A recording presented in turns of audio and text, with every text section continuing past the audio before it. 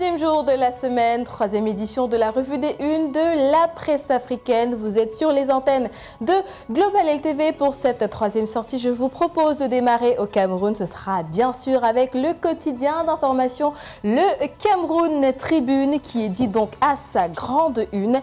Élection à la BAD, Dakar fait du lobbying à Yaoundé. Et justement accompagné du candidat à la présidence du groupe de la Banque africaine de développement, Amadou Hott, le ministre sénégalais des Forces armées, général Biram Diop, a été reçu au nom du chef de l'État par le ministre d'État, secrétaire général de la présidence de la République, Ferdinand Ngogo. Plus de détails, ce sera à lire dans la page 3 du Cameroun Tribune. Et si on reste au Cameroun, on poursuit avec Mutation. Mutation qui revient donc sur les élections présidentielles d'octobre prochain au Cameroun. Akere Mouna, mais sans premier jour. Le candidat du parti Univers à l'élection de la présidentielle présente ses actions prioritaires, je voulais dire propriétaires, non, prioritaires, au cas où il est déclaré élu président de la République. Plus d'informations, ce sera à lire dans les pages 6 et 7 du journal. Je me permets de vous demander si vous avez déjà vos cartes d'électeur. Non, c'est encore temps de les faire. Et si on reste sur le Mutation, on peut voir une conférence internationale. Le cacao se refait une cabosse. Vous avez compris la figure de style. C'est à lire en page 9 du journal. On poursuit la revue de une, mais on reste au Cameroun. On parle cette fois-ci économie. Ce sera avec l'économie, le premier quotidien économique de la zone CEMAC, qui est dit donc à sa grande une.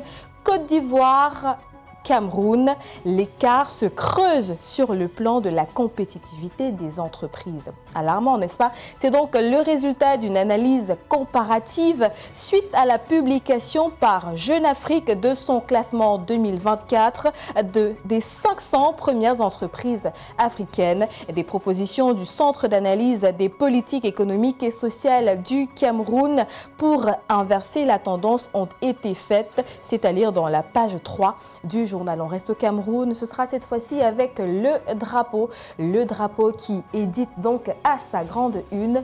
Droit d'auteur 2015-2017, la CRTV honore ses engagements.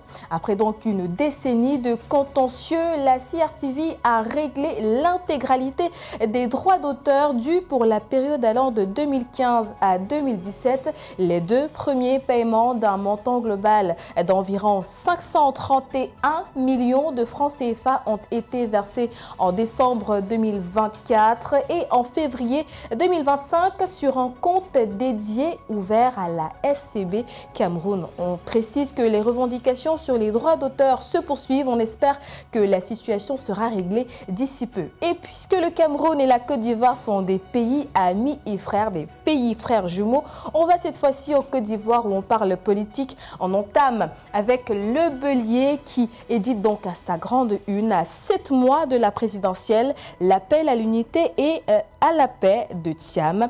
Le journal informe qu'aucune manœuvre politicienne ne peut freiner la candidature de Tidiane Thiam. On reste en Côte d'Ivoire. C'est avec un autre quotidien d'information, Le Jour, qui revient sur la grève des enseignants également de ce côté en Côte d'Ivoire. Il titre donc à sa une, vous pouvez le voir, Grève des enseignants, le film de l'interpellation de Blébi et de ses camarades par la gendarmerie. C'était hier.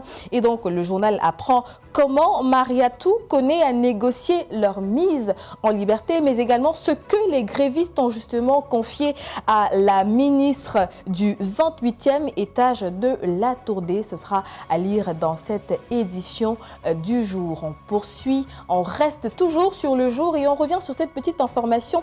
Est-ce qu'on peut revenir sur Le Jour? Merci, on revient sur cette petite information qui revient justement sur la pratique du carême, cette période de jeûne, de partage, de prières dédiée aux chrétiens du monde. Et on apprend justement que Dominique Ouattara, la première dame ivoirienne, fait un don d'une valeur de de 130 millions de francs CFA. Et donc, on poursuit cette fois-ci. Ce sera avec le quotidien Le Sursaut. Le Sursaut qui revient sur la grève à l'éducation nationale. On peut le voir en grande affiche. Anne Oulouto invite les enseignants grévistes à la table de dialogue social, certainement pour trouver des solutions à ce problème qui perdure. Et on revient justement également sur la grande une de cette édition, Le Sursaut.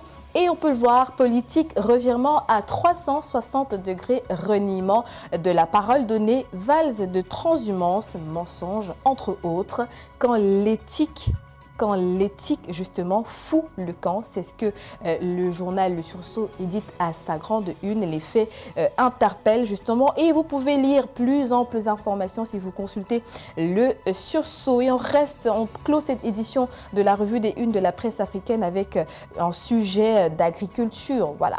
L'agriculture, la santé et l'éducation, les trois premiers secteurs ciblés. Ce sont les éclairages du directeur de l'innovation, Nandi Stéphane Koulibaly.